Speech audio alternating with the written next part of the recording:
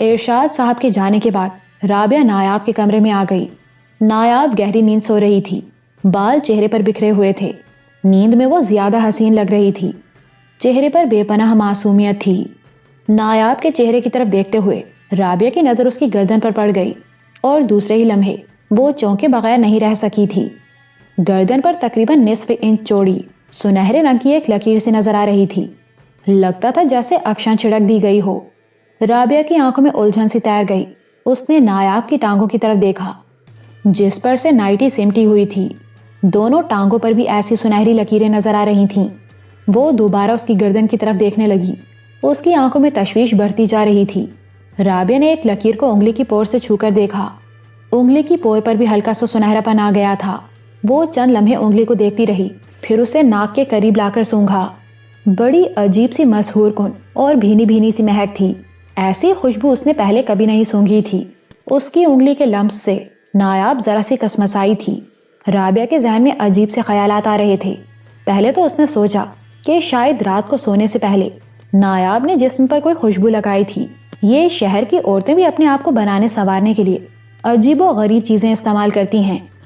اس نے نایاب کی ڈریسنگ ٹیبل پر بھی ایسی درجنوں چیزیں دیکھی تھیں، کئی طرح کی کریمیں اور کئی طرح کے اسپرے تھے۔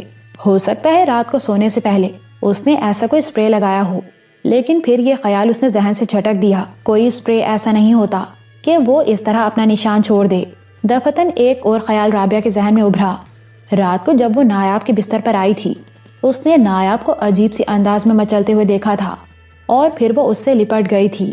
یہ خیال آتے ہی رابعہ کانپ اٹھی۔ نایاب، وہ اس کے کندھے پر ہاتھ رکھ کر ہلاتے ہوئے بولی، نایاب اٹھ جاؤ، اب 9 بج رہے ہیں۔ کیا ہے بھائی، سونے دو نا، نایاب کسمسائی۔ 9 بج گئے ہیں، اب اٹھ جاؤ، مجھے بھوک لگ رہی ہے، ناشتے کے لیے میں تمہارا انتظار کر رہی ہوں، رابعہ نے کہا۔ نایاب نے 1-2 مرتبہ کسمسا کر آنکھیں کھول دیں اور مسکرا کر رابعہ کی طرف دیکھنے لگی۔ اس کی آنکھوں میں سرخ ڈورے کھنچے ہوئے تھے۔ اس نے اٹھلاتے ہوئے اپنا سر رابعہ کی گود میں رکھ دیا۔ آج صبح ہی صبح انکل تمہارے حوالے سے مجھے لیکچر دے کر گئے ہیں، رابعہ نے اس کے بالوں میں انگلیاں پھیرتے ہوئے کہا۔ کیسا لیکچر؟ نایاب نے سر اٹھا کر اس کی طرف دیکھا۔ یہی کہ رات کو جلدی سونا اور صبح جلدی اٹھنا صحت کے لیے مفید ہوتا ہے، لیکن تمہاری سمجھ میں یہ بات نہیں آتی، تم رات کو دیر تک جاگتی اور صبح دیر تک سوئی رہتی ہو، رابعہ نے کہا۔ میں ڈیڈی کے ایسے لیکچر سننے کی عادی ہو چکی ہوں، نایاب نے مسکرا کر کہا۔ اچھا اب اٹھ جاؤ، رابعہ بولی، اور یہ دیکھو تمہارے جسم پر یہ نشان کیسے ہیں؟ کیسے نشان؟ نایاب چونک گئی۔ رات کو سونے سے پہلے کوئی کریم لگائی تھی کیا؟ رابعہ نے کہا۔ نہیں، میں نے تو رات کو کوئی کریم وغیرہ نہیں لگائی تھی، نایاب نے تعجب سے کہا، اور پھر باتھ روم کے قدادم آئینے کے سامنے کھڑی ہو گئی اور پھر اپنے بازوؤں وغیرہ پر سنہری لکیریں دیکھ کر حیران و پریشان رہ گئی۔ رابعہ بھی اس کے پیچھے ہی باتھ روم میں آئی تھی۔ نایاب کے پورے جسم پر سنہری لکیروں کا جال سا بنا ہوا تھا، لگتا تھا جیسے کسی رسی کو سنہری رنگ میں بھگو کر اسے پورے جسم پر پھیر دیا گیا ہو۔ یہ کیا ہے رابعہ؟ نایاب ہکلائی۔ تمہیں معلوم ہوگا، رابعہ بولی، میں تمہیں جگانے کے لیے یہاں بیٹھی تو پہلے گردن پر یہ نشان نظر آیا تھا، میں نے اس نشان کو چھو کر دیکھا، یہ دیکھو، میری انگلی پر بھی سنہری پن آ گیا ہے اور بڑی عجیب سی خوشبو ہے اس میں۔ نایاب نے جسم پر ایک نشان کو انگلی سے چھوا اور اسے سونگھنے لگی۔ عجیب سی مہک ہے، وہ بڑبڑائی، میں نے زندگی میں اتنی سحر انگیز خوشبو کبھی نہیں سونگھی، لیکن میرے جسم پر یہ نشان کیسے لگے؟ نایاب، رابعہ بولی، رات کو وہ نوجوان خواب میں تمہارے کمرے میں آیا تھا، کیا وہ؟ میں کچھ نہیں جانتی رابعہ، نایاب نے اس کی بات کاٹ دی۔ اس کے لہجے میں تشویش نمایاں تھی۔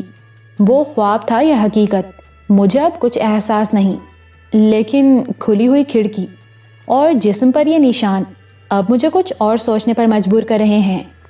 وہ نوجوان، وہ چند لمحوں کو خاموش ہوئی، پھر بات جاری رکھتے ہوئے بولی، وہ نوجوان مجھ سے لپٹ رہا تھا اور میں نے محسوس کیا تھا کہ اس کے جسم میں جیسے ہڈی نہ ہو، عجیب لجلجا پن تھا۔ اوہ، رابعہ چونک گئی۔ وہ چند لمحے گھورتی ہوئی نگاہوں سے اس کی طرف دیکھتی رہی، پھر بولی، تمہارے بدن پر یہ سنہری لکیریں اور وہ سنہرا ناگ۔ وہ خاموش ہو گئی، اس سے آگے وہ کچھ نہیں کہہ سکی تھی۔ نہیں رابعہ، نایاب جلدی سے بولی، مجھے اس طرح مت ڈراؤ۔ ڈر تو ہمیں لگ رہا ہے، رابعہ بولی، تم اس دلدل میں دھنستی جا رہی ہو۔ میرا خیال ہے اب بھی موقع ہے نایاب، پیچھا چھڑا لو ان چیزوں سے، ورنہ آگے چل کر یہ تمہارے لیے نقصان دہ بھی ثابت ہو سکتا ہے۔ نایاب کی آنکھوں میں اور چہرے پر تشویش کے تاثرات نمایاں تھے۔ وہ چند لمحے خاموش رہی، پھر بولی، ٹھیک ہے، تم باہر نکلو، میں نہا کر آتی ہوں، پھر بات کریں گے۔ رابعہ باتھ روم سے باہر آ گئی۔ نایاب کے دماغ میں دھماکے سے ہو رہے تھے۔ کیا وہ حسین و خوبرو نوجوان دراصل سنہری ناگ ہی تھا جو اس کے جسم پر اپنا نشان چھوڑ گیا تھا؟ نایاب کانپ اٹھی۔ وہ اس سے آگے نہیں سوچ سکی تھی۔ اس کا دماغ سلگنے لگا۔ اس نے شاور کھول دیا۔ وہ دیر تک شاور کے نیچے کھڑی رہی، اور جب اس نے دوبارہ اپنے آپ کو آئینے میں دیکھا تو جسم پر سے وہ سنہری نشان غائب ہو چکے تھے۔ تقریباً آدھے گھنٹے بعد وہ باتھ روم سے نکلی اور تیار ہو کر کمرے سے باہر آ گئی۔ وہ عام طور پر نہانے کے بعد اپنے آپ کو بہت ہلکا پھلکا محسوس کرنے لگتی تھی، لیکن آج اس کا دماغ بوجھل سا ہو رہا تھا۔ اسے بار بار یوں محسوس ہو رہا تھا جیسے اس کے جسم پر کوئی سانپ رینگ رہا ہو۔ لیکن تھوڑی دیر بعد یہ کیفیت بتدریج ختم ہوتی چلی گئی اور وہ اپنے آپ کو پرسکون سے محسوس کرنے لگی۔ رابعہ بھی اپنے کمرے سے آ گئی تھی۔ صغرا نے ان دونوں کے لیے ناشتہ لگا دیا اور وہ دونوں خاموشی سے ناشتہ کرنے لگیں۔ دونوں کنکھیوں سے ایک دوسرے کی طرف دیکھتی رہیں، لیکن زبان کسی نے نہیں کھولی تھی۔ ناشتے کے بعد وہ نایاب والے کمرے میں آ گئیں۔ نایاب بیڈ کی پشت سے ٹیک لگا کر بیٹھ گئی تھی اور رابعہ نے اس کے سامنے کرسی سنبھال لی تھی۔ بڑی عجیب بات ہے رابعہ، نایاب اس کی طرف دیکھتے ہوئے بولی، تم نے سنہری ناگ کے بارے میں بات کی تھی، میں نے اس پہلو پر بھی سوچا ہے۔ تم نے کہا تھا کہ رات کو میں نے کوئی ڈراؤنا خواب دیکھا تھا، لیکن میں نے کہا تھا کہ وہ خواب نہیں تھا، اور میں اب بھی کہتی ہوں کہ وہ کوئی خواب نہیں تھا۔ تو کیا وہ پراسرار نوجوان؟ ہاں، نایاب نے اس کی بات کاٹ دی، وہ انسان نہیں، سنہری ناگ تھا۔ میرے جسم پر سنہری لکیریں اس کی تصدیق کرتی ہیں۔ وہ ایک لمحے کو خاموش ہوئی، پھر نظریں جھکاتے ہوئے بولی، بات تو شرم کی ہے، مگر میں تم سے کچھ نہیں چھپاؤں گی۔ گاؤں سے آتے ہوئے میں نے حویلی کے جھروکے میں جس نوجوان کو دیکھا تھا وہ بے حد حسین اور خوبرو تھا۔ تم اس کو نہیں دیکھ سکی تھیں، اگر دیکھ لیتی تو تمہاری کیفیت بھی مجھ سے مختلف نہ ہوتی۔ بہرحال اسے دیکھنے کے بعد میں ایک عجیب سی کیفیت میں مبتلا ہو گئی تھی۔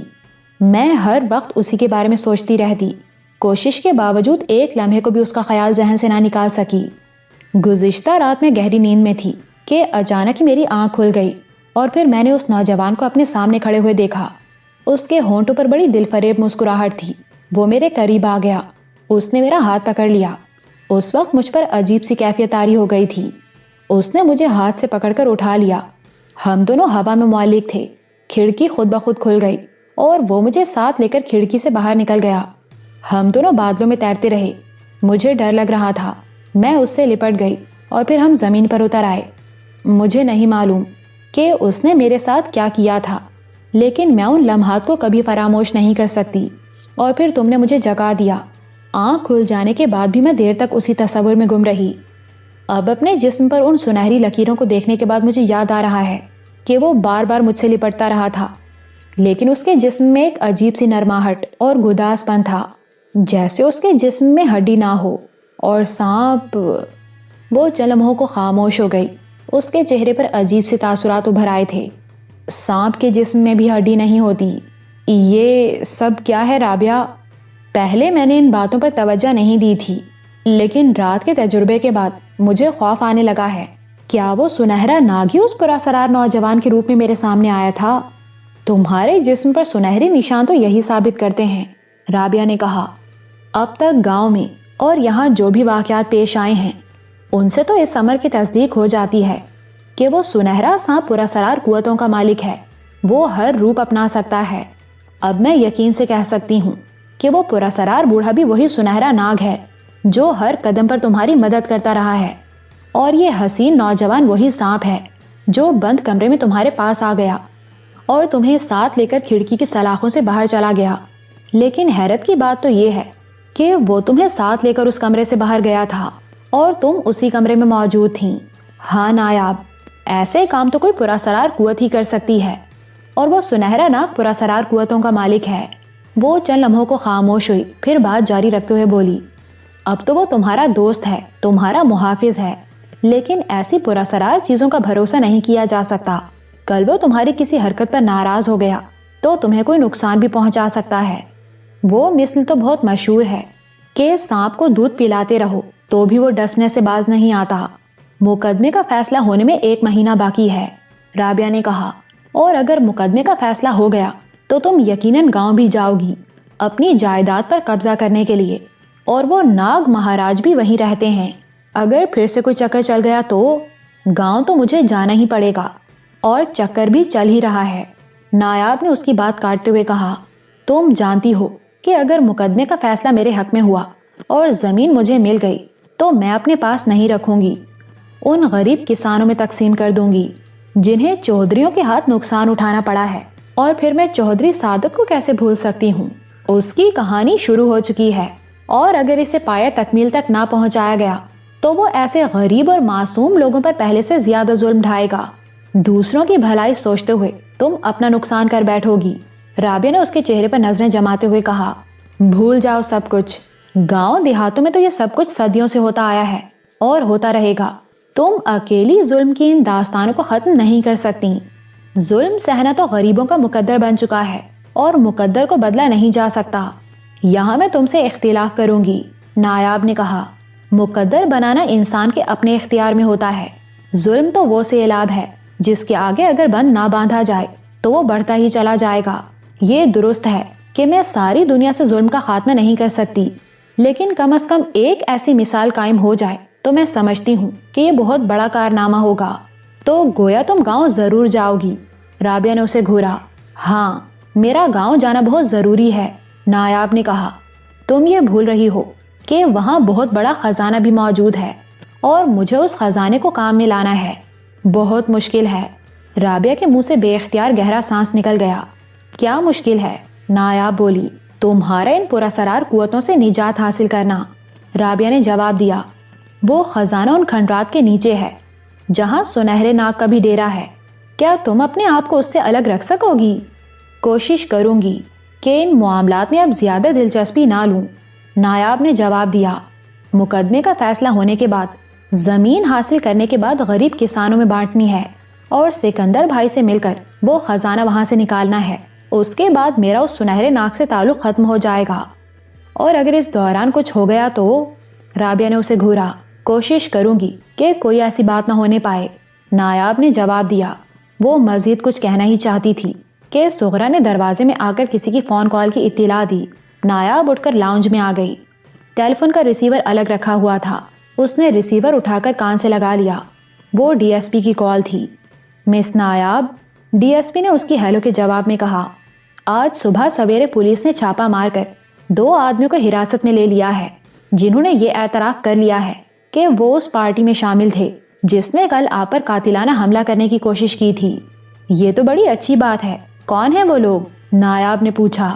ان میں سے ایک تو اسی شہر کا 3rd ریٹ غنڈا ہے، اور دوسرا کوئی دیہاتی ہے جو اپنا نام گامی بتاتا ہے۔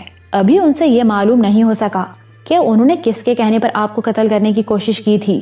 اگر آپ اسے شناخت کر لیتی ہیں تو پولیس کو اپنی تفتیش میں آسانی ہو جائے گی۔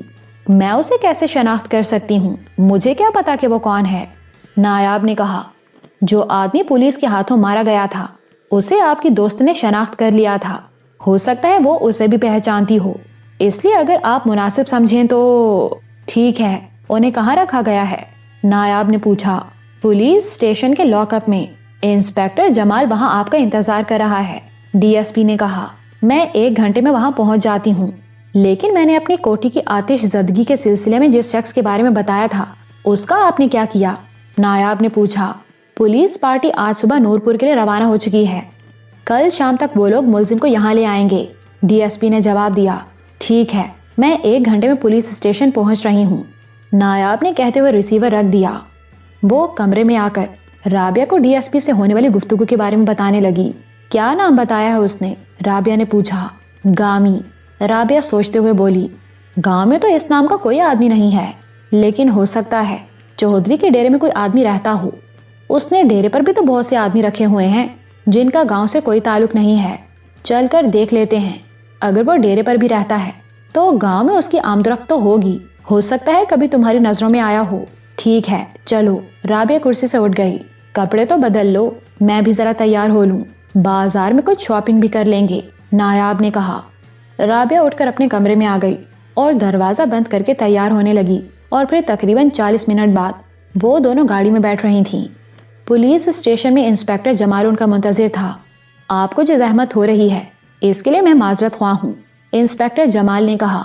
عوام اگر پولیس سے تعاون کریں تو جرائم میں نمایاں کمی ہو سکتی ہے۔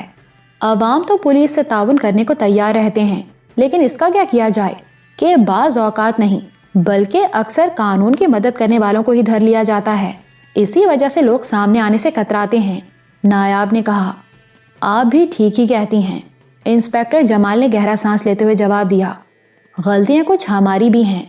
بات دراصل یہ ہے کہ پولیس میں آنے کے بعد بعض لوگ یہ سمجھ لیتے ہیں کہ وہ قانون کے محافظ نہیں مالک بن گئے ہیں، وہ اختیارات سے ناجائز فائدہ اٹھاتے ہیں، جس کا خمیازہ پورے محکمے کو بھگتنا پڑتا ہے۔ بہرحال میں آپ لوگوں کا شکر گزار ہوں۔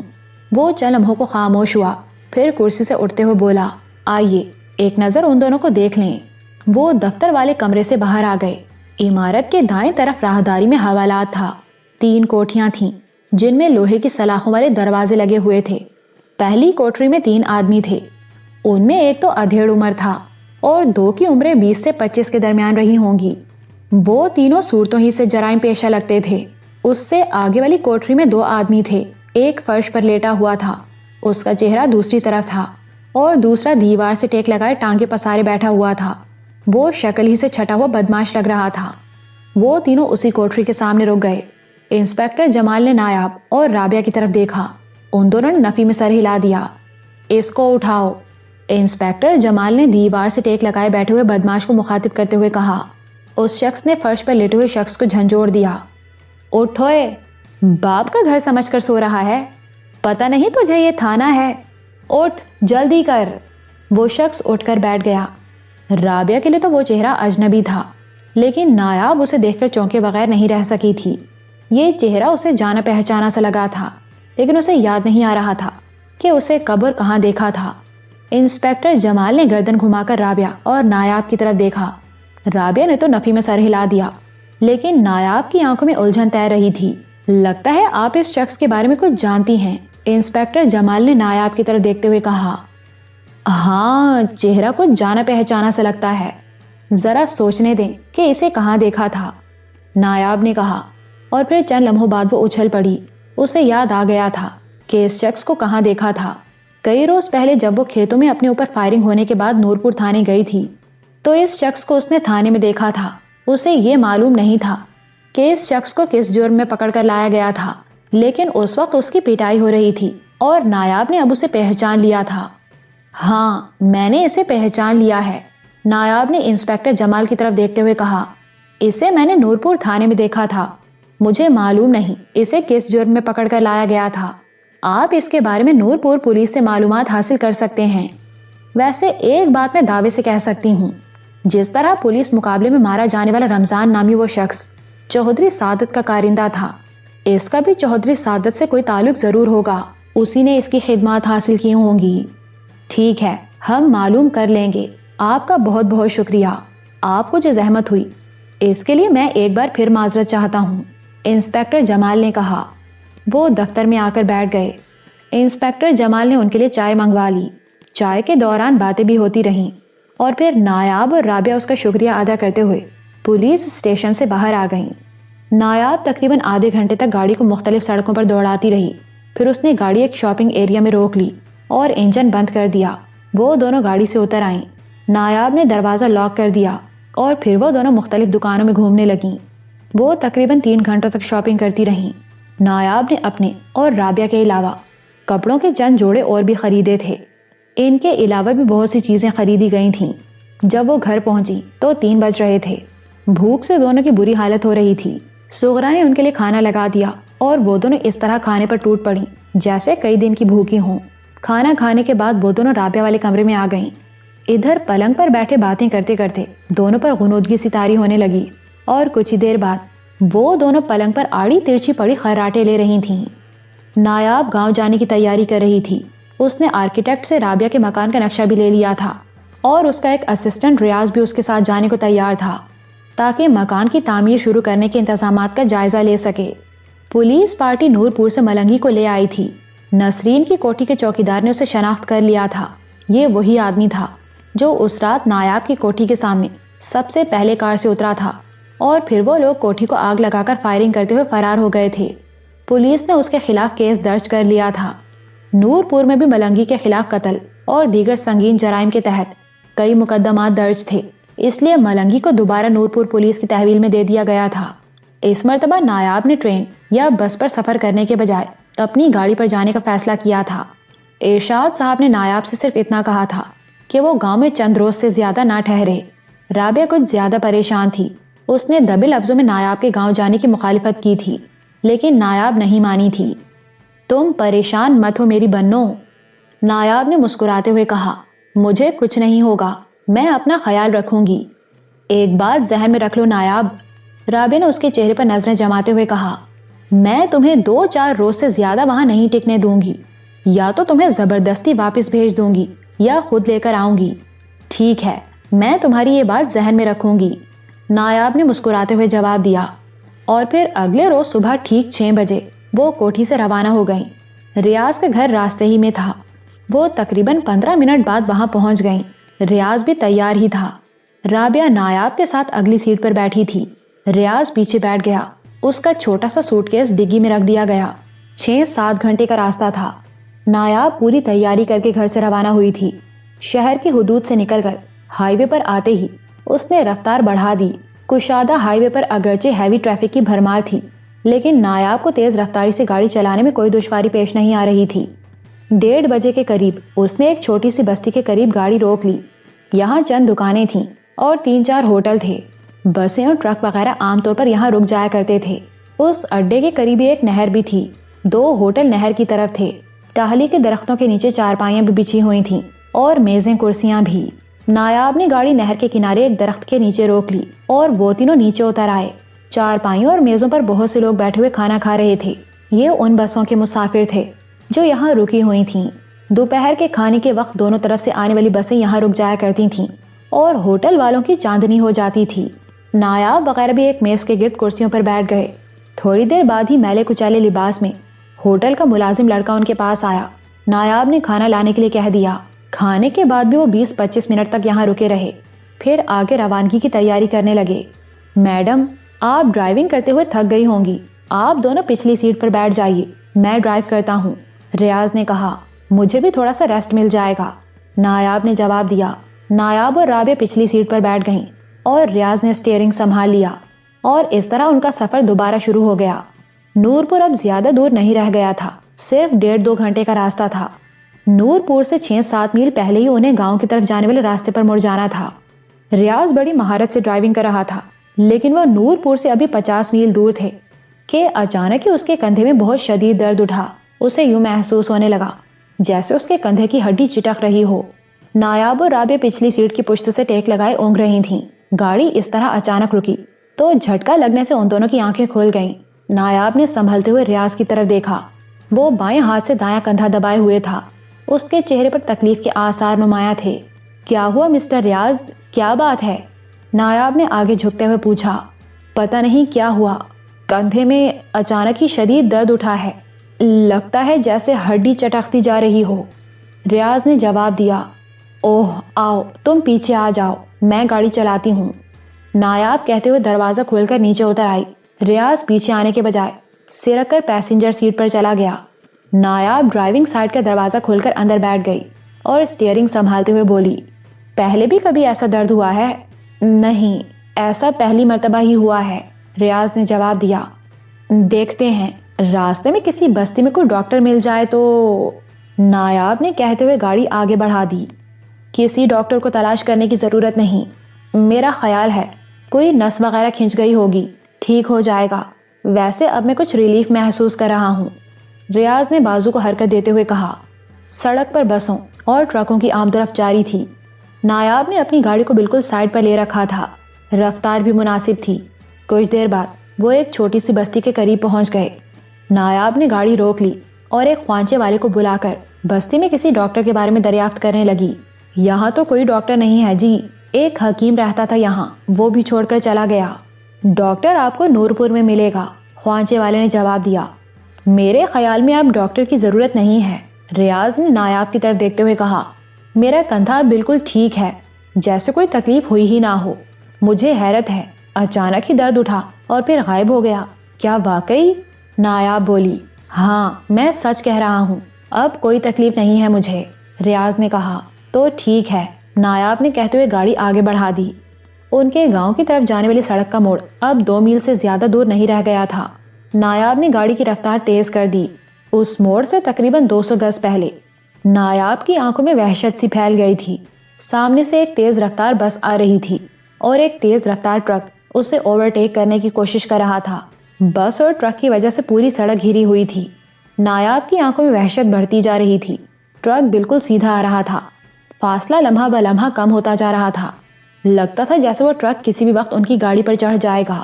ریاض کے چہرے پر بھی خوف کے سائے پھیل گئے۔ وہ ٹرک موت کے فرشتے کی طرح ان پر چڑھا آ رہا تھا۔ فاصلہ بالکل کم ہو گیا تھا۔ نایاب کے حواس جواب دے چکے تھے۔ اس کی سمجھ میں نہیں آ رہا تھا کہ وہ کیا کرے۔ موت ان کی طرف بڑھتی آ رہی تھی۔ ٹرک بالکل سامنے آ گیا تھا، فاصلہ چند فٹ سے زیادہ نہیں تھا۔ نایاب کے سمجھ میں کچھ نہیں آیا تو اس نے آنکھیں بند کر کے پوری قوت سے بریک پیڈل دبا دیا۔ ٹرک کسی بھی لمحے ان کی گاڑی سے ٹکرا سکتا تھا۔ وہ آنکھیں بند کر کے اسٹیئرنگ پر جھکی موت کا دھماکہ سننے کی منتظر تھی۔ 2-3 لمحات گزر گئے۔ اس کے خیال میں ٹرک کو اب اس کی گاڑی سے ٹکرا جانا چاہیے تھا۔ اس نے غیر ارادی طور پر آنکھیں کھول دیں اور پھر اس کی آنکھیں حیرت سے پھیلتی چلی گئیں۔ ٹرک ان کی گاڑی کے عین سامنے تھا اور اس کے اگلے پہیے اوپر اٹھ رہے تھے۔ ریاض اور پچھلی سیٹ پر بیٹھی ہوئی رابعہ بھی پھٹی پھٹی سی نظروں سے اس ٹرک کو اوپر اٹھتے ہوئے دیکھ رہی تھیں۔ ٹرک کو دیکھ کر اندازہ ہوتا تھا جیسے اس نے گاڑی سے ٹکرانے کا ارادہ ترک کر دیا ہو اور ہائی جمپ لگا کر گاڑی کے اوپر سے گزر جانا چاہتا ہو۔ ٹرک ان کے سامنے گاڑی کے اوپر سے اڑتا ہوا گزر گیا اور پھر ایک زوردار دھماکے کی آواز سنائی دی۔ ان تینوں نے بیک وقت مڑ کر پیچھے دیکھا۔ ٹرک بالکل سیدھا پہیوں کے بل سڑک پر گرا تھا۔ وہ 2-3 مرتبہ اچھلا اور پھر الٹ گیا اور 2 کلابازیاں کھا کر سڑک سے چند فٹ دور ایک کھیت میں اس طرح گرا کہ اس کے پہیے اوپر کی طرف تھے۔ ٹرک میں اناج کی بوریاں بھری ہوئی تھیں جو بکھر گئیں۔ سڑک کے موڑ کے قریبی 2-3 چھوٹی دکانیں تھیں۔ ان دکانوں پر بیٹھے ہوئے لوگوں نے اور سڑک پر سے گزرتی ہوئی بسوں اور دیگر سواریوں میں بیٹھے ہوئے لوگوں نے یہ حیرت انگیز اور خوفناک منظر دیکھا تھا۔ کئی گاڑیاں رک گئی تھیں۔ دکانوں پر بیٹھے ہوئے لوگ نایاب کی کار کی طرف دوڑے تھے۔ ان کا خیال تھا کہ کار کچلی گئی ہوگی اور اس میں بیٹھے ہوئے لوگ بھی کیما بن گئے ہوں گے، لیکن کار اور اس کے اندر بیٹھی ہوئی نایاب وغیرہ کو دیکھ کر سبھی حیران رہ گئے تھے۔ ان لوگوں کا خیال تھا کہ ٹرک کار سے ٹکرا کر اوپر سے کلابازی کھاتے ہوئے دوسری طرف سڑک پر گرا تھا، لیکن نہ تو کار کو کوئی گزند پہنچی تھی اور نہ ہی اس میں بیٹھے ہوئے مسافروں کو۔ 2 بسیں بھی رک گئی تھیں۔ مسافر اتر کر کار کی طرف دوڑے، پھر کار اور اس کے مسافروں کو محفوظ دیکھ کر کھیت میں الٹے ہوئے ٹرک کی طرف دوڑے۔ زخمی ڈرائیور کو بوریوں کے نیچے سے نکالا گیا۔ بہت سے لوگ وہاں جمع ہو گئے تھے۔ دونوں طرف کا ٹریفک رک گیا تھا۔ دکان پر بیٹھے ہوئے 2 آدمی کار کی طرف بھی دوڑے تھے۔ وہ دونوں اسی گاؤں کے رہنے والے تھے۔ انہوں نے نایاب اور رابعہ کو پہچان لیا۔ وہ چیخ چیخ کر اپنے دوسرے ساتھیوں کو بتا رہے تھے کہ اس کار میں چھوٹی بی بی اور رابعہ بیٹھی ہوئی ہیں۔ نایاب اور رابعہ نے ایک دوسرے کی طرف دیکھا، پھر وہ ریاض کی طرف دیکھنے لگیں۔ ریاض کے چہرے پر اب بھی خوف و وحشت کے تاثرات نمایاں تھے۔ نایاب اور رابعہ کی حالت بھی اس سے مختلف نہیں تھی۔ موت ان کے بہت قریب سے گزری تھی اور ان کا خوفزدہ ہونا فطری بات تھی۔ چھوٹی بی بی، کار کے قریب کھڑے ہوئے گاؤں کے خیردین نامی شخص نے کہا، آپ لوگ ٹھیک ہیں نا؟ کوئی چوٹ تو نہیں لگی؟ ہاں، ہم ٹھیک ہیں، نایاب نے کھڑکی سے اس کی طرف دیکھتے ہوئے کہا۔ کار کے قریب کھڑے ہوئے کچھ اور لوگ بھی ان کی خیریت دریافت کر رہے تھے۔ ویسے ان سب کو حیرت اس بات پر تھی کہ ٹرک اور کار میں تصادم کیوں نہیں ہوا تھا۔ ٹرک کے ساتھ ساتھ آنے والی بس کے مسافروں نے تو یہ دلچسپ منظر بھی دیکھا تھا کہ کار کے قریب پہنچ کر ٹرک ہوا میں اٹھ گیا تھا اور کار کے اوپر سے ہوتا ہوا دوسری طرف جا کر گرا تھا۔ ان لوگوں کو اپنی آنکھوں پر یقین نہیں آ رہا تھا۔ نایاب نے مڑ کر معنی خیز نگاہوں سے رابعہ کی طرف دیکھا۔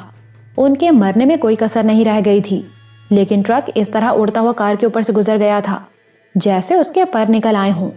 ان دونوں کو یہ سمجھنے میں دیر نہیں لگی تھی کہ یہ اسی نادیدہ قوت کا کام تھا جو پہلے بھی نایاب کو حادثات سے بچاتی رہی ہے۔ حیرت انگیز اور ناقابل یقین۔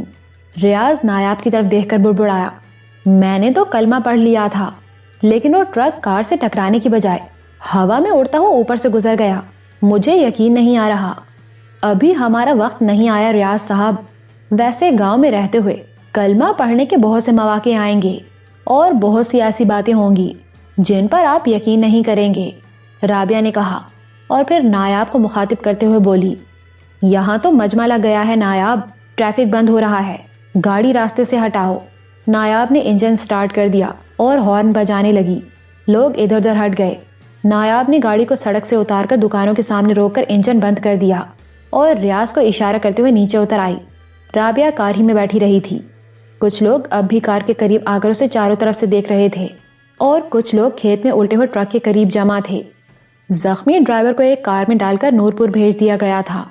نایاب بڑی گہری نظروں سے صورتحال کا جائزہ لے رہی تھی۔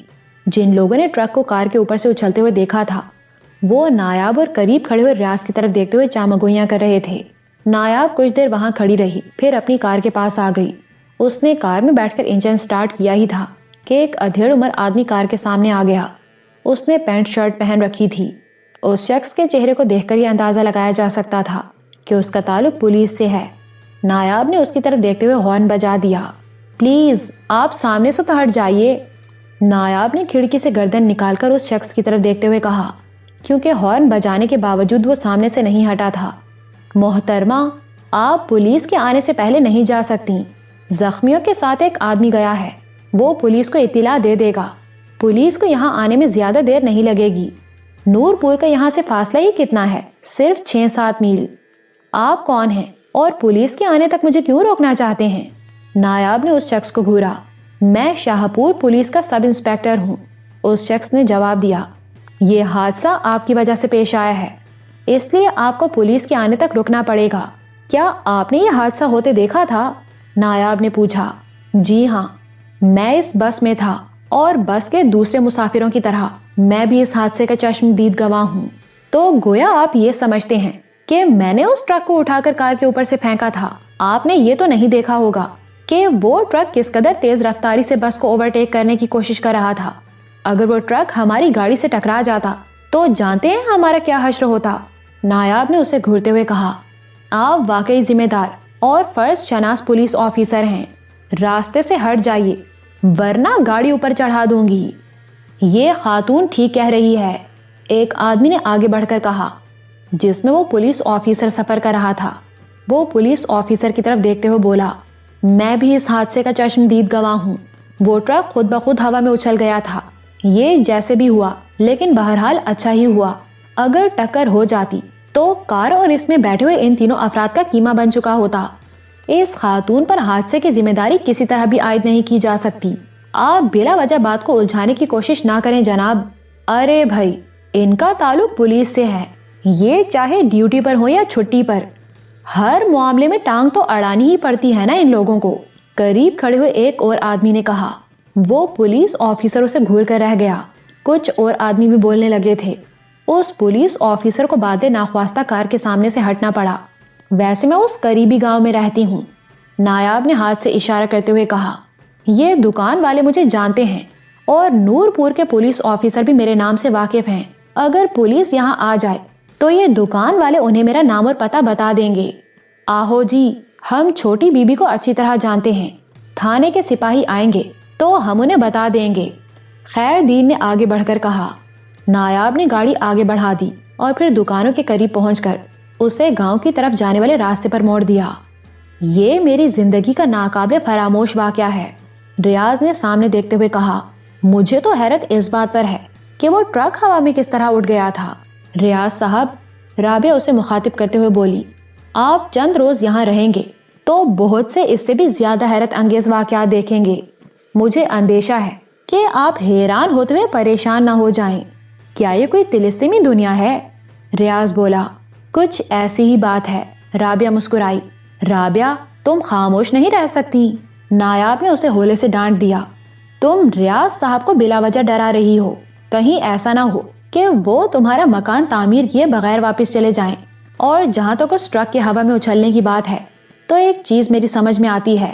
وہ چند لمحے خاموش رہی، پھر بولی، ٹرک کی رفتار بہت تیز تھی، اس کے پہیے کے نیچے کوئی پتھر وغیرہ آ گیا ہوگا جس سے وہ ہوا میں اچھل گیا۔ شکر کرو کہ ٹرک کے اچھلنے کی وجہ سے ہماری جان بچ گئی، ورنہ اس وقت ہم اس حادثے پر تبصرہ نہ کر رہے ہوتے۔ شاید تم ٹھیک کہتی ہو، رابعہ نے گہرا سانس لیتے ہوئے کہا، اور پھر وہ واقعی خاموش ہو گئی۔ نایاب ہلکی رفتار سے کار چلاتی رہی اور پھر گاؤں کی طرف سے کچھ لوگوں کو آتے دیکھ کر اس کے ہونٹوں پر خفیف سی مسکراہٹ آ گئی۔ ان میں چند نوعمر لڑکے بھی تھے۔ نایاب کو سمجھنے میں دیر نہیں لگی کہ ٹرک کے دھماکے کی آواز گاؤں تک سنی گئی تھی اور لوگ صورتحال معلوم کرنے کے لیے ہائی وے کی طرف آ رہے تھے۔ وہ قریب پہنچے تو نایاب نے گاڑی روک لی۔ السلام علیکم چھوٹی بی بی، ان میں سے ایک آدمی نے نایاب کو سلام کرتے ہوئے کہا، پھر رابعہ کی طرف دیکھ کر بولا، کیسی ہو رابعہ بہن؟ ٹھیک ہوں، تم کیسے ہو برکت؟ چاچی کیسی ہے؟ رابعہ نے کہا، سب ٹھیک ہیں۔ برکت نے کہا، ادھر سے زوردار دھماکے کی آواز آئی تھی، ہم دیکھنے جا رہے ہیں کہ وہاں کیا ہوا ہے۔ ایک ٹرک الٹ گیا ہے۔ اس مرتبہ رابعہ کی بجائے نایاب نے جواب دیا، کوئی جانی نقصان تو نہیں ہوا چھوٹی بی بی؟ برکت نے کہا، ہم لوگ تو اس لیے جا رہے ہیں کہ شاید کسی کو ہماری مدد کی ضرورت ہو۔ ٹرک ڈرائیور زخمی ہوا تھا، اسے ہسپتال بھیج دیا گیا ہے اور سب خیریت ہے۔ وہاں مدد کرنے والے بہت لوگ موجود ہیں۔ تم لوگ محض تماشا دیکھنے جا رہے ہو تو چلے جاؤ، ہم ذرا دیکھ کر آتے ہیں، شاید کسی کو ہماری مدد کی ضرورت ہو، برکت نے کہا، اور پھر وہ لوگ ہائی وے کی طرف چل پڑے۔ نایاب نے گاڑی آگے بڑھا دی۔ تقریباً 10 منٹ بعد اس نے گاڑی ملک صاحب کی حویلی کے سامنے روک لی۔ اس وقت حویلی کے پھاٹک کا ذیلی دروازہ کھلا اور عذرا نے جھانک کر دیکھا۔ پہلے تو گاڑی کو دیکھ کر اس کی آنکھوں میں الجھن سی تیر گئی، پھر نایاب کو دیکھ کر اس کا چہرہ کھل اٹھا۔ وہ سر پر دوپٹہ درست کرتی ہوئی پھاٹک سے باہر آ گئی۔ آپ آ گئی نایاب باجی، وہ آگے بڑھتے ہوئے بولی، ہم تو اداس ہو گئے تھے۔ او رابعہ کی بچی، اترو نا، یا تم گاڑی میں ہی بیٹھی رہو گی؟ اس نے آخری الفاظ رابعہ کی طرف دیکھتے ہوئے کہے تھے۔ رابعہ مسکراتی ہوئی دروازہ کھول کر نیچے اتر آئی۔ نایاب اور ریاض بھی اتر آئے تھے۔ عذرا ریاض کو دیکھ کر کچھ جھجک سی گئی۔ یہ کون ہے نایاب باجی؟ اس نے نایاب کی طرف جھکتے ہوئے سرگوشی کی۔ مہمان ہے، نایاب نے جواب دیا۔ تم اندر جا کر بیٹھک کا دروازہ کھولو، باقی باتیں بعد میں تفصیل سے ہوں گی۔ اسی دوران کچھ بچے بھی ان کے گرد جمع ہو گئے تھے۔ نایاب ڈگی کھول کر سامان نکالنے لگی۔ 3 سوٹ کیس تھے، ایک اس کا، ایک رابعہ کا اور ایک ریاض کا۔ ریاض نے اپنا سوٹ کیس اٹھا لیا۔ نایاب نے گاڑی کے دروازے لاک کر دیے۔ ایک سوٹ کیس اس نے اٹھا لیا اور دوسرا رابعہ نے۔ اسی وقت گیٹ سے ذرا ہٹ کر بیٹھک کا دروازہ کھل گیا۔ نایاب ریاض کو اشارہ کرتے ہوئے اندر داخل ہو گئی، جبکہ رابعہ پھاٹک والے دروازے میں داخل ہو گئی تھی۔ ریاض صاحب، آپ یہاں بیٹھیے، میں تھوڑی دیر میں آتی ہوں، نایاب نے ریاض کی طرف دیکھتے ہوئے کہا، اور بیٹھک کے اندرونی دروازے سے حویلی میں چلی گئی۔ سکینہ اور نرگس اسے دیکھ کر بہت خوش ہوئی تھیں۔ وہ دونوں اس سے اس طرح ملی تھیں جیسے سگی بہنوں کی برسوں بعد ملاقات ہوئی ہو۔ ملک صاحب اس وقت گھر پر نہیں تھے، لیکن 5 منٹ بعد سکندر آ گیا۔ وہ بھی نایاب کو دیکھ کر بہت خوش ہوا تھا۔ سکندر بھائی، میرے ساتھ ایک مہمان بھی ہے۔ اس وقت وہ بیٹھک میں بیٹھا ہوا ہے، لیکن مہمان خانے میں اس کا بندوبست کرنا ہے، نایاب نے کہا۔ ہو جائے گا بندوبست، ابھی اسے 2 منٹ بیٹھنے تو دو، منہ ہاتھ دھوئے، چائے وغیرہ پیے تو مہمان خانے میں بندوبست کر دیں گے۔ اور چند لمحوں کی خاموشی کے بعد بولا، باہر گاڑی دیکھ کر اندازہ ہوتا ہے کہ تم لوگ اسی گاڑی پر آئے ہو۔ آپ کا اندازہ 100% درست ہے، نایاب مسکرائی۔ اور تم کیسی ہو رابعہ؟ سکندر رابعہ کی طرف دیکھتے ہوئے بولا، کیسا لگا شہر تمہیں؟ شہر کی تو دنیا ہی ہم سے الگ ہے سکندر بھائی، رابعہ نے جواب دیا۔ ہر چیز کو دیکھ کر حیرت ہوتی ہے، اور یہاں کی صورتحال کیا ہے؟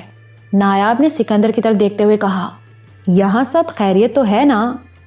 جہاں سعادت جیسے لوگ ہوں وہاں خیریت کہاں؟ سکندر نے کہا۔ بہرحال تم لوگ منہ ہاتھ دھو کر آرام کرو، رات کو کھانے کے بعد باتیں ہوں گی۔ شام ہونے میں کچھ ہی دیر باقی تھی۔ رسول بخش بھی ڈھور ڈنگروں کو ہانکتا ہوا آ گیا۔ اوے رسول بخش، سکندر نے اس کی طرف دیکھتے ہوئے کہا، بیٹھک میں ایک مہمان بیٹھا ہوا ہے، بھینسوں کو باندھ کر اس کا منہ ہاتھ دھلا دو۔ اچھا ملک جی، رسول بخش نے جواب دیا، اور بھینسوں کو کھونٹوں سے باندھ کر بیٹھک کی طرف چلا گیا۔ تقریباً 10 منٹ بعد بڑے ملک صاحب بھی آ گئے۔ انہوں نے نایاب اور رابعہ کی خیریت دریافت کی اور اپنے کمرے میں چلے گئے۔ چائے تیار ہو گئی تھی، وہ سب برآمدے میں بیٹھے ہوئے تھے۔ ملک سکندر اٹھ کر کھڑا ہو گیا۔ میں بیٹھک میں جا رہا ہوں۔ وہ خدا کا بندہ اکیلا بیٹھا کیا سوچ رہا ہوگا؟ میری چائے بھی وہیں بھیج دینا، اس نے سکینہ کی طرف دیکھتے ہوئے کہا اور بیٹھک میں چلا گیا۔ اس کے تھوڑی ہی دیر بعد رسول بخش بھی ان کے لیے چائے لے کر بیٹھک میں چلا گیا تھا۔ بڑے ملک صاحب بھی چائے کے لیے برآمدے میں آ گئے تھے۔ چائے کے دوران خوشگپیاں ہو رہی تھیں۔ رابعہ بڑے ولولہ انگیز انداز میں اپنے شہر کے تجربات بیان کر رہی تھی۔ وہ کہہ رہی تھی، وہاں کی بڑی بڑی عمارتوں میں ایسے کمرے بھی ہیں جن میں کھڑے ہو تو چند سیکنڈ میں اوپر لے جاتے ہیں اور پھر نیچے لے آتے ہیں۔ تم امیوزمنٹ پارک بھی گئی تھیں؟ عذرا نے پوچھا۔ نہیں بھائی، رابعہ نے نفی میں سر ہلایا۔ دراصل شہر جانے کے دوسرے تیسرے روز ایک ایسا واقعہ پیش آ گیا تھا کہ ہم نے گھر سے نکلنا کم کر دیا۔ بہت ضروری کام ہوتا تھا تو باہر جاتے تھے، ورنہ گھر میں بیٹھے رہتے تھے۔ کوئی خاص واقعہ؟ نرگس نے سوالیہ نگاہوں سے نایاب کی طرف دیکھا۔ ہاں، کوئی ایسی ہی بات تھی، نایاب نے گہرا سانس لیتے ہوئے جواب دیا۔ چودھری سعادت نے شہر میں بھی مجھ پر قاتلانہ حملہ کرایا تھا۔ وہ تو قسمت اچھی تھی کہ بچ گئے۔ ہائے میں مر گئی، سکینہ کے منہ سے بے اختیار نکلا۔ اس بدبخت نے وہاں بھی تمہارا پیچھا نہیں چھوڑا؟ وہ ہر قیمت پر میری موت چاہتا ہے، نایاب نے کہا۔ اس روز میں ڈیڈی کے ساتھ عدالت میں پیشی کے لیے جا رہی تھی کہ گاڑی نے ہمارا راستہ روک لیا اور 3 نقاب پوشوں نے ہم پر فائرنگ کر دی۔ وہ ایک لمحے کو رکی، پھر بولی، لیکن فائرنگ نہیں ہوئی۔ ان تینوں کی رائفلیں جام ہو گئی تھیں، کسی رائفل سے گولی نہیں چل سکی۔ اس طرح ہم بچ گئے۔ پولیس نے ان کا تعاقب کیا تو ان میں سے ایک مقابلے میں مارا گیا۔ وہ رمضان تھا، چودھری سعادت کا بندہ، وہی رمضان جس نے دکاندار اکرام کو برف توڑنے والا سوا مار کر زخمی کیا تھا اور بھاگ گیا تھا۔ ہاں وہی، نایاب نے کہا۔ وہ چودھری سعادت کی شہر والی کوٹھی میں پناہ لیے ہوئے تھا۔ ہم پر حملہ کرنے والوں میں سے ایک آدمی کو پولیس نے گرفتار بھی کیا ہے۔ اس کا نام گامی ہے اور شاید وہ نورپور کا رہنے والا ہے۔ شہر جانے سے پہلے ایک روز میں نے اسے نورپور تھانے میں دیکھا تھا۔ پولیس نے اسے کسی جرم میں پکڑا تھا۔ اوہ گامی، ملک صاحب چونک کر بولے۔ آپ جانتے ہیں اسے انکل؟ نایاب نے پوچھا۔ وہ پہلے بھائی فضل دین کے پاس ملازم تھے۔ تقریباً 6 مہینے پہلے دکان میں چوری کرتے ہوئے پکڑا گیا تو اسے نکال دیا تھا۔ چودھری سعادت نے اسے تاج دین کے پاس رکھوا دیا تھا، لیکن سنا تھا کہ تاج دین نے بھی اسے نکال دیا تھا، ملک صاحب نے جواب دیا۔ اس کے بعد وہ پتہ نہیں کیا کرتا رہا۔ اسے چوری کی عادت پڑ گئی تھی۔ 2 مرتبہ پہلے بھی پکڑا گیا تھا۔ پولیس اس کے خلاف پرچہ درج کرنے کے بجائے کسی نہ کسی کی سفارش پر اسے چھوڑ دیتی تھی، اور میرا خیال ہے اس کی سفارش کرنے والا بھی چودھری سعادت یا اس جیسا ہی کوئی آدمی ہو سکتا ہے، نایاب نے کہا۔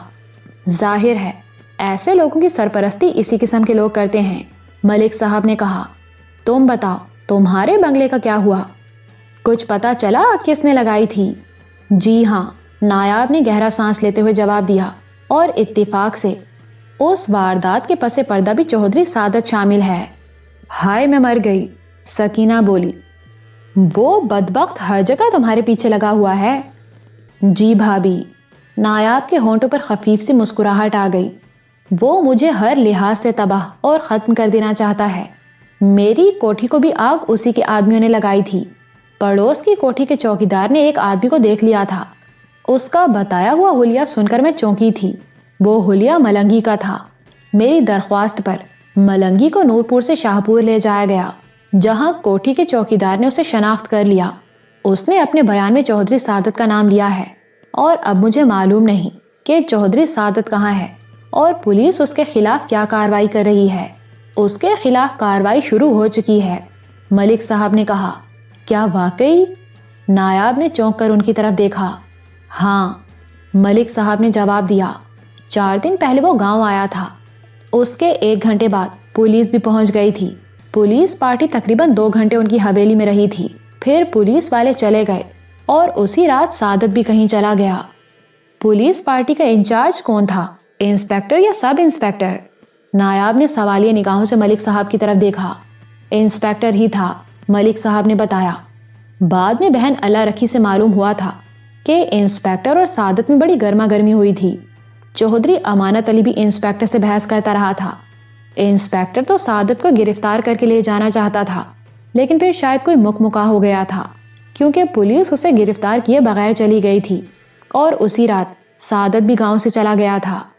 اس کے باپ کو شاید معلوم ہو، لیکن گاؤں کا کوئی آدمی یا اس کے گھر کا کوئی دوسرا فرد نہیں جانتا کہ وہ کہاں گیا ہے۔ خیر ٹھیک ہے، نایاب نے گہرا سانس لیتے ہوئے کہا، اگر اس انسپیکٹر نے رشوت لے کر اسے فرار ہونے کا موقع فراہم کیا ہے تو اس سے کوئی فرق نہیں پڑتا۔ اس محکمے میں ابھی ایسے ذمہ دار اور فرض شناس آفیسر موجود ہیں جو مجرموں کو پاتال سے بھی ڈھونڈ نکالتے ہیں۔ چودھری سعادت بھی زیادہ عرصے تک چھپا نہیں رہ سکے گا۔ بہرحال چھوڑیے ان باتوں کو، ڈیڈی نے آپ کے لیے کچھ چیزیں بھیجی ہیں، میں ابھی آپ کو دیتی ہوں۔ نایاب اٹھ کر کمرے میں آ گئی اور اپنا سوٹ کیس کھول کر چیزیں بیڈ پر پھیلانے لگی۔ عذرا، رابعہ اور نرگس بھی وہاں آ گئی تھیں۔ نایاب نے پہلے کچھ چیزیں نکال کر ملک صاحب کو دیں اور پھر نرگس اور عذرا میں تحائف بانٹنے لگی جو خاصے قیمتی تھے۔ آخر میں وہ کچھ چیزیں لے کر باہر سکینہ کے پاس آ گئی جو کام میں مصروف تھی۔ بھابی، میں آپ کے لیے کچھ چیزیں لائی ہوں، یہ سنبھال لیجئے۔ ارے ان کی کیا ضرورت تھی؟ سکینہ نے کہا اور وہ چیزیں دیکھنے لگی۔ نایاب کچھ چیزیں سکندر کے لیے بھی لائی تھی، وہ بھی اس نے سکینہ کے حوالے کر دیں۔ تھوڑی دیر بعد ملک صاحب بھی اٹھ کر بیٹھک میں چلے گئے جہاں سکندر اور ریاض بیٹھے ہوئے تھے۔ ریاض کے لیے حویلی سے متصل مہمان خانے میں بندوبست کر دیا گیا تھا، رسول بخش اسے وہاں چھوڑ آیا تھا۔ نایاب گاؤں کی کچھ اور عورتوں کے لیے بھی شہر سے تحائف لائی تھی، وہ عذرا کو ساتھ لے کر تحائف بانٹنے چلی گئی۔ کچھ دیر بعد ہی رابعہ ماسٹر محمد علی کے گھر میں ان سے جا کر ملی۔ قیوم ابھی تک ماسٹر محمد علی کے گھر پر ہی رہ رہا تھا اور کچھ دیر پہلے ہی گھر میں داخل ہوا تھا۔ ماسٹر محمد علی کی بیوی نایاب اور رابعہ سے بڑے تپاک سے ملی تھی۔ ماسٹر محمد علی اس وقت گھر پر نہیں تھا۔ نایاب جب حویلی واپس پہنچی تو رات کے 9 بج رہے تھے، کھانا تیار ہو چکا تھا۔ کھانا کھانے کے بعد وہ نرگس وغیرہ کے ساتھ کمرے میں آ گئی اور رابعہ ایک بار پھر شہر کے قصے سنانے لگی۔ رابعہ، یہ قصے تم بعد میں بھی سنا سکتی ہو، نایاب نے کہا۔ مجھے نرگس سے یہاں کے حالات تو پوچھ لینے دو۔ ہاں تو نرگس، میرے بعد یہاں کیا کیا ہوا ہے؟ بہت کچھ، نرگس نے مسکراتے ہوئے کہا۔ یہ تو ابا جی نے آپ کو بتا ہی دیا تھا کہ پولیس والے چودھری سعادت کو پکڑنے آئے تھے، لیکن رشوت لے کر واپس چلے گئے اور اس رات سے چودھری سعادت بھی غائب ہے۔ لیکن اس سے پہلے یہاں ایک اور واقعہ بھی ہوا تھا جس کے بارے میں ابا جی نے آپ کو کچھ نہیں بتایا۔ اگر کوئی دلچسپ واقعہ ہے تو تفصیل سے بتانا، نایاب نے کہا۔ واقعہ دلچسپ ہے، اس کی میں گارنٹی دیتی ہوں، نرگس نے مسکراتے ہوئے کہا۔ پھر چند لمحوں کی خاموشی کے بعد کہنے لگی، رابعہ کا بھائی قیوم 3-4 آدمیوں کے ساتھ حویلی کی صفائی کر رہا تھا کہ ایک کار میں 2-3 آدمی وہاں آ گئے۔ وہ شہر سے آئے تھے۔ انہوں نے قیوم وغیرہ کو کام کرنے سے روک دیا اور کہا کہ یہ حویلی انہوں نے چودھری سعادت سے خرید لی ہے۔ انہوں نے قیوم کو کچھ کاغذات بھی دکھائے تھے۔ قیوم ان میں سے ایک آدمی کو ماسٹر محمد علی کے پاس لے آیا تھا۔ ماسٹر محمد علی ان کاغذات سے مطمئن نہیں ہوئے اور اس آدمی کو سکندر بھائی کے پاس لے گئے۔ سکندر بھائی نے آ کر بتایا تھا کہ اس آدمی کے کہنے کے مطابق چودھری سعادت نے 2 سال پہلے اس سے 2 لاکھ روپے قرض لیے تھے جسے وہ ادا نہیں کر سکا۔ اس نے وہ حویلی احمد رضا نامی اس آدمی کے ہاتھ فروخت کر دی۔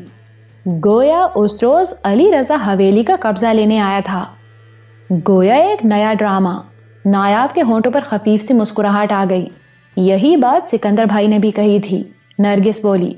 ان کے کہنے کے مطابق احمد رضا کے پاس صرف ایک سٹامپ پیپر تھا جس پر سعادت کی ہینڈ رائٹنگ میں لکھا ہوا تھا کہ اس نے حویلی قرضے کے عوض احمد رضا کو دے دی ہے اور اب وہی اس کا مالک ہے۔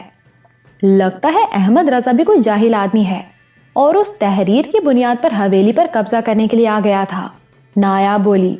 جاہل نہیں، فراڈ کہو، نرگس نے کہا۔ سکندر بھائی نے اسے سمجھانے کی کوشش کی تھی کہ چودھری فیملی کی ساری جائیداد اس وقت متنازع ہے اور تصفیہ کے لیے عدالت میں کیس چل رہا ہے، اس لیے اس تحریر کی کوئی اہمیت نہیں، وہ خود بھی پھنس سکتا ہے، اس لیے اس بچکانہ تحریر پر بات کو بڑھانے کی کوشش نہ کرے۔ ماسٹر محمد علی نے بھی اسے سمجھانے کی کوشش کی تھی لیکن وہ باضد تھا کہ وہ تو حویلی پر قبضہ کرنے آیا ہے۔ البتہ اگر چودھری سعادت کا قرضہ ہم لوگ ادا کر دیں تو وہ خاموشی سے واپس چلا جائے گا۔ پھر کیا ہوا؟ نایاب نے اس کے خاموش ہونے پر پوچھا۔ सिकंदर भाई ने तंग आकर कहा कि ठीक है, वो हवेली पर कब्जा कर ले, हम लोग कोई रुकावट पैदा नहीं करेंगे। नरगिस ने कहा। कयूम वगैरह को भी वापस बुला लिया गया था। वो आदमी और उसके साथी दिन भर हवेली के आसपास रहे थे। शायद वो पूरा बंदोबस्त करके आए थे। वो लोग दिन के वक्त हवेली के अंदर का चक्कर भी लगा कर आए थे।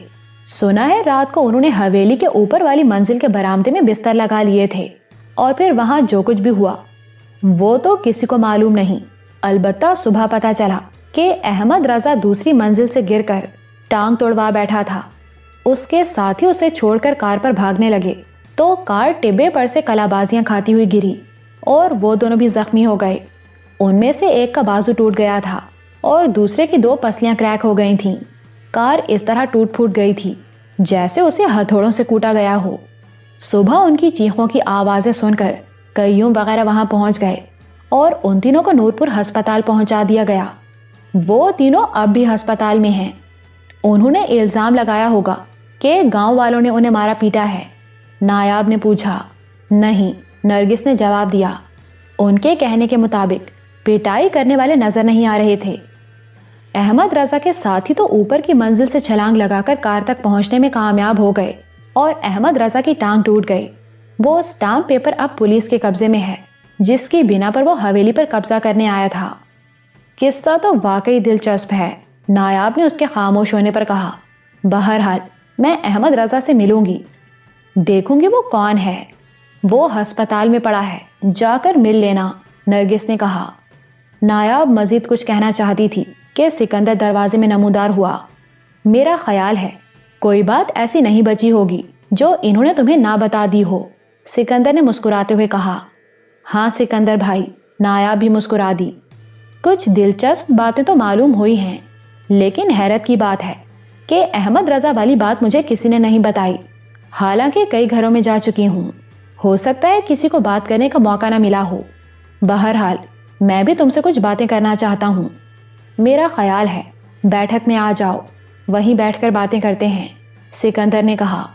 नायाब सिकंदर के साथ बैठक में आ गई। वैसे नायाब को समझने में देर नहीं लगी थी कि कोई ख़ास बात ही होगी जिसके लिए सिकंदर उसे अलग ले जा रहा था।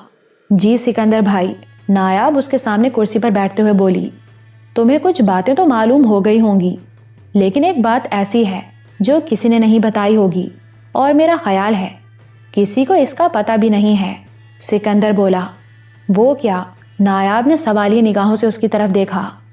मेरा ख्याल है कुछ और लोगों को भी खंडरात में उस खजाने का पता चल गया है, सिकंदर बोला। क्या? नायाब उछल पड़ी। तुम्हारे शहर जाने के दूसरे दिन मैं किसी काम से चौधरी फरमान के गांव गया था, सिकंदर कहने लगा। वापसी पर देर हो गई। चौधरी फरमान ने कोशिश तो बहुत की थी कि मैं रात वहीं रुक जाऊं, लेकिन सुबह मुझे यहाँ कुछ ज़रूरी काम था, इसलिए मैं वापस चला आया। उस वक्त रात के 10 बजे थे। टीले के करीब पहुंचा तो मुझे खंडरों में रोशनी दिखाई दी। मुझे यूं लगा था जैसे कोई शख्स टॉर्च की रोशनी में वहाँ कुछ तलाश कर रहा हो। पहले तो मैं इसे अपना वहम समझा, लेकिन वो रोशनी 2-3 मरतबा दिखाई दी तो मुझे यकीन हो गया कि वहाँ कोई मौजूद है। मैंने घोड़े को खेतों के करीब एक दरख्त से बांध दिया और मोहतात अंदाज में चलता हुआ टीले पर आ गया।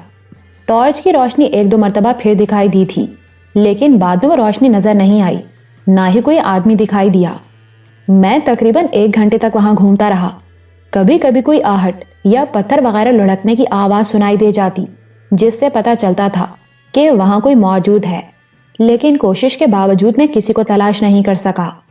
पहले तो मैं ये समझा था कि चोर या डाकू होंगे जो खंडरों में छुपे बैठे थे, लेकिन बाद में अचानक ही मेरे जहन में एक और ख्याल उभरा। हो सकता है किसी को खजाने की भिनक मिल गई हो और वो उसे तलाश कर रहे हों। उस वक्त मैं खाली हाथ था, मेरे पास कोई असलहा वगैरह नहीं था, इसलिए मैंने मजीद वहां रुकना मुनासिब नहीं समझा और वापस आ गया। दूसरे दिन सुबह मैं फिर खंडरों में पहुंच गया। वहां मुझे ऐसे आसार नजर आ गए जिनसे पता चलता था कि रात को यहाँ कोई मौजूद था। 1-2 जगह खुदाई भी की गई थी। पहले भी खजाने की तलाश में कुछ लोग यहाँ आते रहे हैं। लोगों ने यहाँ खुदाई भी की है, लेकिन इस तरह छुपकर कभी किसी ने कोई काम नहीं किया। मैंने टीले के आसपास का इलाका भी देख डाला, शायद किसी ने कहीं कोई कैंप लगा रखा हो, लेकिन ऐसे कोई आसार नजर नहीं आए। البتہ ٹیلے کے شمال میں وہ جگہ جہاں رانی شلپا کے مندر والا چبوترا ہوا کرتا تھا وہاں کچھ آثار ملے تھے۔ برگد کے درخت کے نیچے ایک جگہ 3-4 سگریٹ کے ٹکڑے ملے تھے۔ 2 سگریٹوں کے فلٹر پر معمولی سے سرخ دھبے بھی موجود تھے، اور میرا خیال ہے کہ وہ سگریٹ کسی عورت نے پیے تھے جس نے ہونٹوں پر سرخی لگا رکھی تھی۔ اس سے اندازہ ہوتا تھا کہ وہاں کم از کم 2 آدمی موجود رہے تھے، جن میں ایک عورت تھی اور دوسرا مرد، لیکن سگریٹ کے ان ٹکڑوں کے علاوہ اور کوئی چیز نہیں ملی۔ ہو سکتا ہے ان کا تعلق گاؤں ہی سے ہو اور وہ ٹہلتے ہوئے اس طرف نکل گئے ہوں۔ کچھ دیر وہاں بیٹھ کر کہیں اور چلے گئے۔ نایاب نے سکندر کے خاموش ہونے پر کہا، گاؤں کی کوئی عورت سگریٹ نہیں پیتی، سکندر نے کہا، اور چند لمحوں کی خاموشی کے بعد بولا، بہرحال میں نے ان لوگوں کی تلاش جاری رکھی۔ تیسرے دن رات کو مجھے پھر کھنڈروں میں ٹارچ کی روشنی نظر آئی۔ میں انہیں کھنڈروں میں تلاش کرتا رہا، لیکن کوئی زیروح مجھے نظر نہیں آیا۔ میں ان کھنڈروں میں ایک طرف مڑ رہا تھا کہ فائر کی آواز گونج اٹھی۔ کسی نے مجھ پر گولی چلا دی تھی۔ میں بال بچا تھا۔ گولی میرے سر سے چند انچ کے فاصلے سے گزر گئی تھی۔ اس وقت میری جیب میں بھی پستول موجود تھا۔ میں نے بھی ایک شکستہ دیوار کی آڑ لیتے ہوئے جوابی فائر کر دیا، لیکن دوسری طرف سے خاموشی رہی۔ مجھے تو یہ بھی اندازہ نہیں ہو سکا تھا کہ مجھ پر گولی کہاں سے چلائی گئی تھی۔ میں اپنی جگہ پر چھپا بیٹھا تھا کہ دوڑتے ہوئے قدموں کی آواز سنائی دی۔ قدموں کی آواز سے اندازہ لگایا جا سکتا تھا کہ وہ کم از کم 2 آدمی تھے۔ میں اپنی کمین گاہ سے باہر نکل آیا اور انہیں تلاش کرنے لگا، لیکن ان کا کوئی پتہ نہیں چلا۔ وہ لوگ کھنڈروں ہی میں کہیں غائب ہو گئے تھے۔ اس کا مطلب ہے کہ کھنڈروں میں کوئی ایسی جگہ موجود ہے جہاں چھپا جا سکتا ہو، لیکن سوال یہ پیدا ہوتا ہے کہ وہ کون ہو سکتے ہیں؟ نایاب نے کہا، آپ کا یہ کہنا درست ہے کہ اگر کوئی ان کھنڈروں میں کسی خزانے کے بارے میں سن کر آیا تھا تو وہ یہاں کیمپ لگاتا اور کھلے عام خزانہ تلاش کرنے کی کوشش کرتا، لیکن دن میں کہیں چھپے رہنا اور رات کو چوروں کی طرح تلاش کرنا، اس کا مطلب ہے کوئی گڑبڑ ضرور ہے۔ لیکن سوال یہ پیدا ہوتا ہے کہ وہ لوگ کون ہیں اور انہیں کیسے پتا چلا کہ یہاں کوئی خزانہ موجود ہے؟ میں نے اس سلسلے میں بھی معلومات حاصل کرنے کی کوشش کی تھی، سکندر نے کہا۔ کھنڈروں میں خزانے کی کہانی تو بہت پرانی ہے۔ گاؤں کے سبھی لوگ واقف ہیں۔ وہ یہ بھی جانتے ہیں کہ لوگ خزانے کی تلاش میں آتے رہے ہیں۔ گاؤں کے بعض منچلے بھی خزانہ تلاش کرنے کی کوشش کرتے رہے ہیں، لیکن کچھ عرصہ پہلے جب 2 آدمی پراسرار طور پر ہلاک ہو گئے تھے تو اس کے بعد کھنڈروں میں ساری سرگرمیاں ختم ہو گئی تھیں۔ گاؤں کے لوگوں نے تو اس طرف جانا ہی چھوڑ دیا تھا، لیکن اب جو صورتحال سامنے آئی ہے وہ خاصی تشویشناک ہے۔ اس کا مطلب ہے کہ یہ جو کوئی بھی ہیں انہیں یقین ہے کہ یہاں کوئی خزانہ موجود ہے، اسی لیے تو وہ راتوں کو چوری چھپے خزانہ تلاش کرنے کی کوشش کر رہے ہیں۔ لیکن سوال یہ پیدا ہوتا ہے کہ انہیں پتہ کیسے چلا؟ میں نے یہ معلوم کرنے کی بھی کوشش کی تھی، سکندر نے کہا۔ ہم نے وہ ہیرے نور پور کے ایک جوہری کو دکھائے تھے۔ میں نے اس سے بھی بات کی تھی کہ ان ہیروں کے بارے میں اس نے تو کسی سے کوئی تذکرہ نہیں کیا جس سے کسی مہم جو نے کوئی نتیجہ اخذ کر لیا ہو۔ پھر کیا معلوم ہوا؟ نایاب نے پوچھا۔ اس نے یہاں تو کسی سے ذکر نہیں کیا تھا، لیکن چند روز پہلے وہ شہر گیا تھا۔ وہاں دوستوں کی کسی محفل میں ہیروں کا ذکر نکلا تو اس نے ان ہیروں کی بات بھی کی جو ہم نے اسے دکھائے تھے۔ اس کے ساتھ ہی اس نے کھنڈروں میں قدیم دفینے کا بھی قصہ سنا دیا تھا۔ اس جوہری کے کہنے کے مطابق ہو سکتا ہے اس محفل میں موجود کسی شخص نے باتوں سے یہ نتیجہ اخذ کر لیا ہو کہ ان کھنڈروں میں واقعی کوئی خزانہ موجود ہے اور وہ قیمتی ہیرے وہیں سے نکالے گئے تھے۔ ہو سکتا ہے اس کا یہ تجزیہ درست ہو، نایاب نے کہا۔ بہرحال ہمیں یہ معلوم کرنا پڑے گا کہ وہ کون لوگ ہیں، اور جہاں تک خزانے کا سوال ہے تو میں سمجھتی ہوں کہ وہ ہر لحاظ سے محفوظ ہے۔ خزانے کی حفاظت بیجو اور اس کی ماں کر رہی ہے۔ یہ خزانہ صدیوں سے یہاں موجود ہے، کوئی اس تک نہیں پہنچ سکا، اب کیسے پہنچ سکتا ہے؟ یہ بیجو کون ہے؟ سکندر نے الجھی ہوئی نگاہوں سے اس کی طرف دیکھا۔ وہی سنہرا ناگ، نایاب نے جواب دیا۔ آپ شاید بھول گئے، اس کا نام بیجو ہے، اور شیلتا اس ناگن کا نام ہے جس کی مورتی آپ نے کھنڈروں کے تہخانے میں دیکھی تھی۔